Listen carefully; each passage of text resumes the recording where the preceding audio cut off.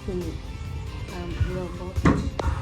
So last Christmas, I received a gift from a jowa, which is the robot mopping. So, hindi siya nag-work siya, pero yung nabilib siya ng mark sa floor. So, we decided to change. Si jowa ay nagpunta sa Harvey naman kasi yung binili niya na tawag nito ay robot mopping is flying up. So, pinalitan niya na ito yung vacuum na robot, which is good. Tapos hindi na ako magpa-vacuum. So, ayun. Tsaka yung niya, yung Christmas socks niya, mayroon pa yung kunting laman, hindi pa namin kinuha. Kasi, tinatamad talaga ko this past few days. Yung bahay nga namin, hindi ako naglinis masyado. Tapos si jowa, nandito siya today. Kasi nga, diba, what I've said before, chinayin siya yung robot mopping ko kung vacuum. Siya yung nagluto tonight.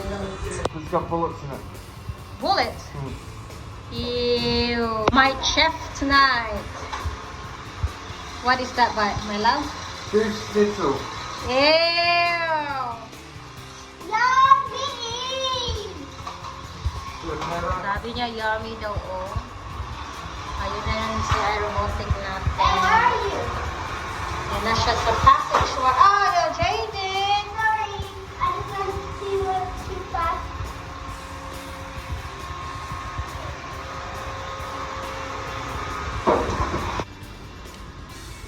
Goose schnitzel.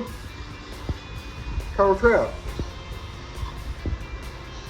Sky and sea.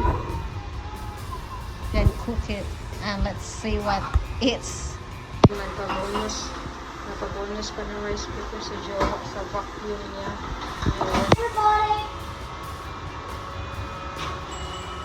It's really doing a really good job though. Yeah, it is. But the other one, was it not that long? It's just like, look. Because we got... That's our little Kiwi. Doing job. Say hey, Jaden. Jaden, say hello. Hello, Ayun, nag-play yung anak ko ng RC car yung nag-gift namin nung Pasko.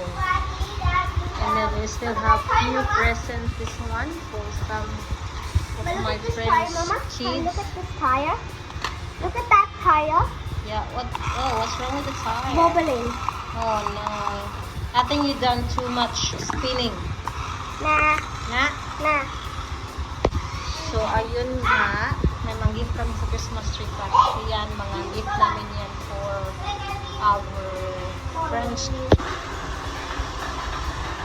Sa toilet na siya.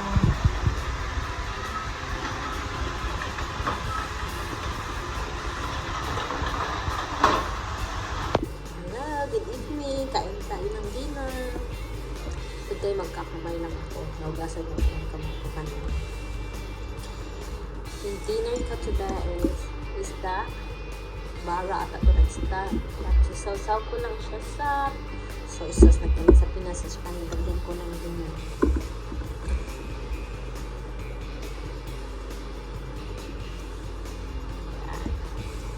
Dami.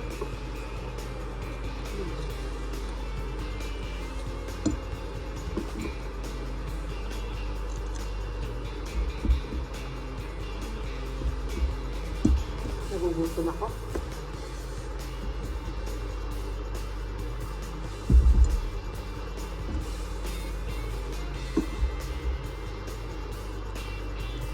Gusto ko sana yung medyo raw na to. Yung burnt na siya, malabas na ganun yan. Bisaya yun is pagod ba? Para crunchy. For watching.